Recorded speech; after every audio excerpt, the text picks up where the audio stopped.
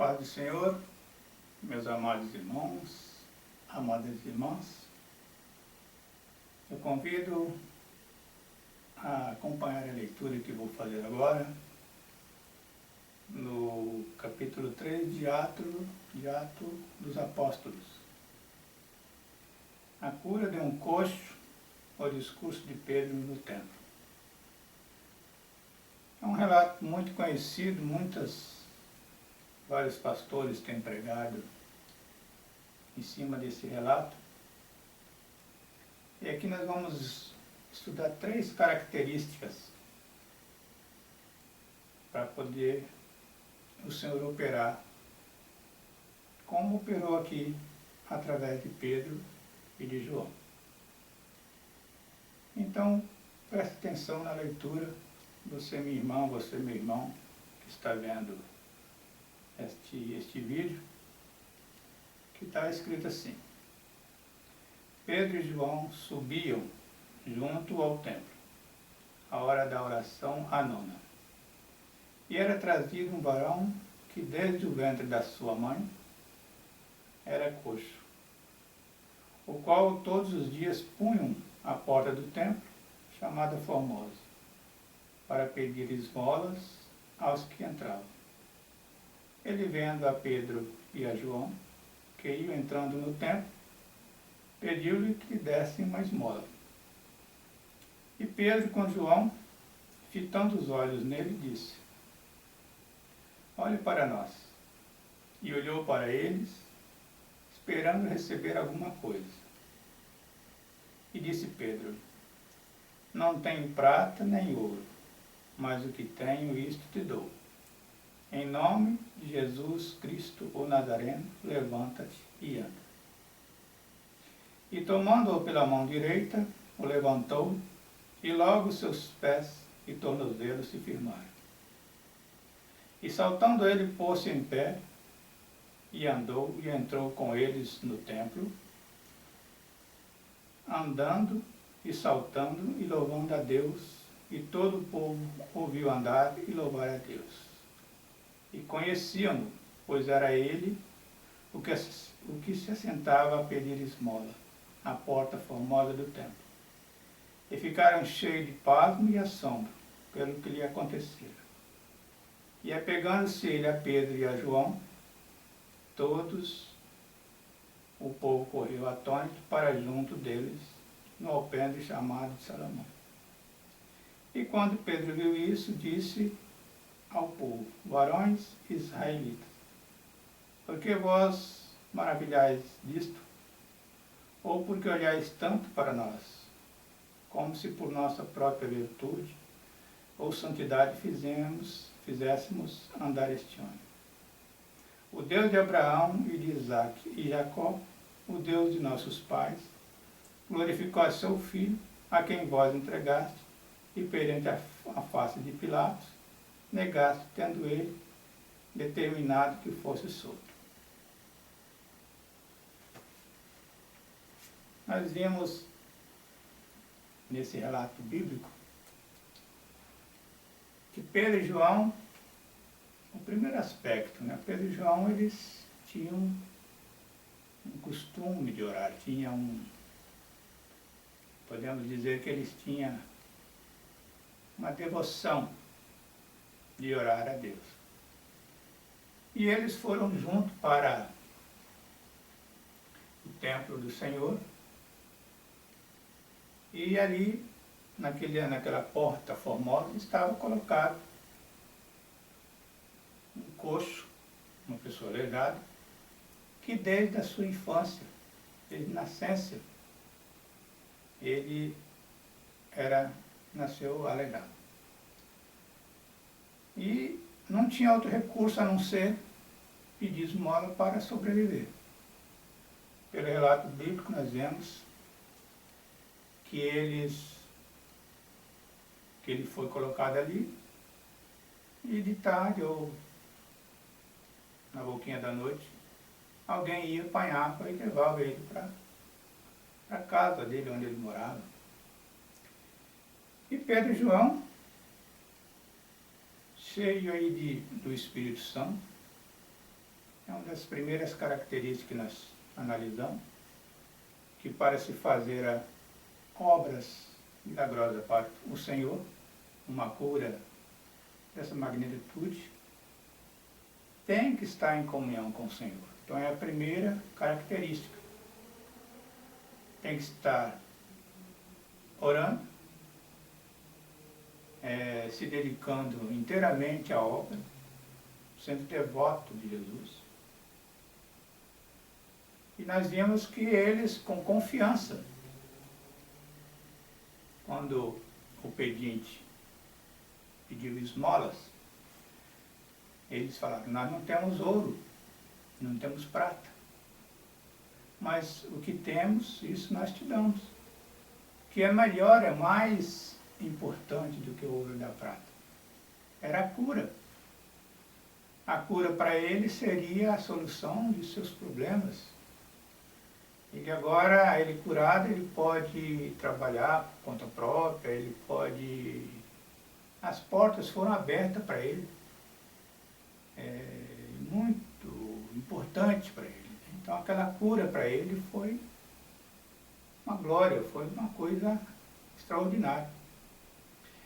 E nós vimos, na segunda característica, é o Senhor Jesus conhecer os seus obreiros. Porque se o Senhor não conhecer o obreiro, aquele que faz a vontade do Senhor Jesus, esta obra não teria sido feita. Nós vimos aí nessa segunda característica. A primeira é ser uma pessoa de oração, como nós somos, o irmão é, a irmã é, para que cumpra-se a palavra de Deus lá no capítulo 17 de João, que está dizendo: se a minha palavra estiver em vós, e nós tivermos comunhão, pedirão, pode pedir qualquer coisa. Tudo que pedir ao Pai será feito. Então Jesus ali, ele não especificou: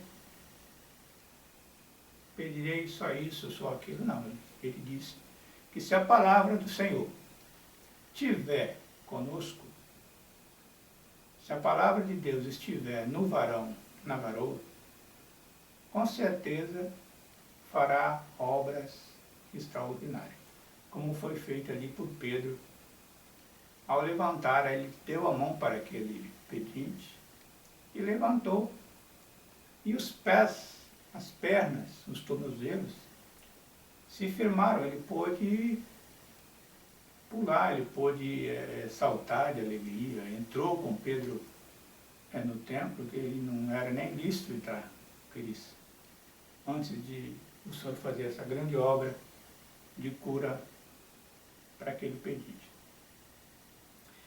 E nós vemos então essa característica. A primeira eu já falei, que é ter um plano de oração, as pessoas orarem, ter uma mudança de vida, ou seja, se dedicar à obra. E aí facilita mais quando a gente pede alguma coisa, porque a Bíblia diz que a oração de um justo vale muito em ser feito. Mas o que a gente vê na maioria das igrejas espalhadas pelo Espírito Santo, pelo Brasil e pelo mundo, é que muitas vezes a gente não tem um plano de oração, a gente está muito ligado à atualidade. E a gente vê que não há uma busca constante de oração. Claro que tem homens e mulheres de Deus que estão realmente aí engajados na oração. Mas a maioria, infelizmente, não busca, não prega a palavra no serviço, no colégio. Então, não vive uma vida de oração. Muitas vezes nós, que poderíamos falar com o nosso colega de trabalho, que deixa a desejar. E nós não estamos seguindo o ídolo do Senhor Jesus, que está escrito lá em Marcos 16, capítulo, a partir do do 15, né? Versículo 15. Capítulo 16, versículo a partir do 15. E no capítulo 16, versículo 17 e 18, está dizendo que aquele que tiver a palavra de Deus, que tiver em comunhão com Deus, colocarão as mãos sobre o enfermo e serão curados. Se tiver oprimido pelo inimigo, será liberto. E se tomar alguma coisa mortífera, não vai desfazer dano algum.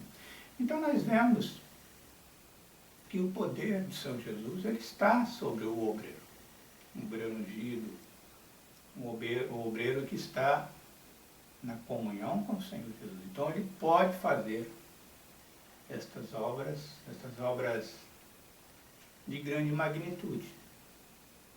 Então a segunda característica que nós vimos ali foi que houve uma ação concreta, uma obra. Quando Pedro falou, nós não temos ouro, não temos prata, nós não vamos te dar dinheiro, mas nós vamos pedir ao Senhor para te curar. E foi o que aconteceu, ele pediu, né? Ele fez aquela obra em nome do Senhor Jesus. Então, quem fez a obra, com certeza, a gente não tem dúvida, foi o Senhor Jesus, que fez a obra através de Pedro. E nós vemos que em outras partes da Bíblia, a sombra de Pedro também curava, quer dizer, uma comunhão ali perfeita com o Senhor Jesus. E nós vemos também agora a terceira característica, a gratidão. Aquele moço que foi ali curado, ele pôde entrar no templo, que não lhe era permitido, né? E nem podia, porque teria que ser carregado. Mas ele entrou pulando, ele entrou saltitando, ele entrou alegre, maravilhado. E o povo que estava lá dentro ficaram também impressionados com aquela obra, ficaram pasmos, atônitos, e se juntaram àquele moço que agora estava são, não era mais coxo, né, não estava ali para pedir mais nada, certamente ali ele tinha começou uma nova vida para ele ali, e foi uma coisa extraordinária, foi para a glória de Deus a cura daquele coxo, registrada no capítulo 3 de Atos dos Apóstolos. E nós vimos também, nessa terceira característica, que Pedro e João, eles deram glória totalmente ao Senhor Jesus. Quer dizer, eles não se aproveitaram da situação, não. Eles chegaram, não, irmãos israelitas. Por que vocês estão olhando tanto para nós, achando que foi nós, por nosso mérito, que esta cura foi feita, foi executada? Não. Foi o Senhor Jesus que fez essa obra. Aquele que vocês entregaram lá a Pilatos, aqueles que vocês condenaram. Porque Pilatos, quando pediu para soltar Jesus, eles, instruídos pelos escribas e fariseus, pediram Barrabás, quer dizer, pediram um homicida, um marginal da época. E mataram o príncipe da vida, que é o Senhor Jesus. Nós vemos então nessa terceira característica, para que a obra do Senhor seja feita entre nós. E os méritos são do Senhor Jesus. Quer dizer, não tem como um obreiro ele fazer uma obra dessa, se Deus não permitir, né? Nós vemos que Nicodemos chegou para Jesus à noite e ele reconheceu que Jesus tinha vindo de Deus. Ele mesmo falou com a boca dele: Senhor, nós sabemos que veio de Deus, porque essas coisas que o Senhor faz, o cego vê, o mudo fala, o surdo ouve, né?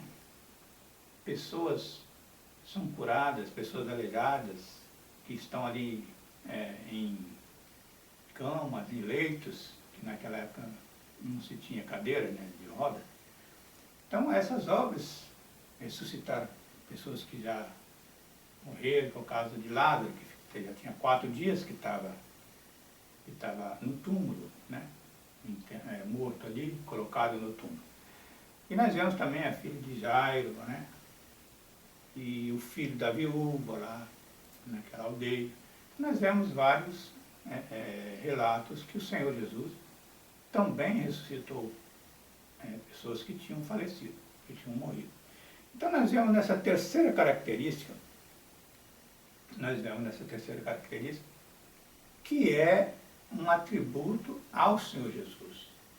Então, ao fazer uma obra dessa magnitude, como libertação de almas oprimidas, né, pelos demônios, por Satanás, curas milagrosas, né, cânceres sendo vomitados, sendo expelidos, doenças graves, né, confirmada por exames médicos. Há muitas curas que a gente vê extra normal, né? Vamos dizer isso. Mas isso aí é de acordo com a devoção de cada obreiro, Eu, por exemplo, eu sou presbítero Adenilson e procuro a santificação, procuro a santidade, porque para se fazer essas coisas, se nós não procurarmos sermos santificados, não tem como fazer isso. Então, o que nós vemos através dos vídeos nas igrejas, que não há uma busca assim forte por parte do obreiro, uma busca de dom de cura, essas coisas, né? A gente não vê. Então, o obreiro que se dedicar, que passar a ter uma vida de comunhão com o Senhor, esse sim, ele fará obras verdadeiras, ele fará obra para engrandecer o nome do Senhor Jesus, porque nós estamos aqui, irmãos, para representar o Senhor Jesus. O Senhor, Ele nos capacita, o Senhor, Ele nos recruta para o seu trabalho, né? E nós temos essa responsabilidade. A Bíblia diz que quem é santo, santifique-se mais, e quem é injusto, comete mais injustiça. Então isso é bíblico, né? Quem é sujo, suje-se mais, e quem é santo, santifique-se mais. Vou ficar por aqui e terei mais vídeos. E se os irmãos gostaram desta pequena pregação, dê um positivo e pode se inscrever também no meu canal. Boa noite.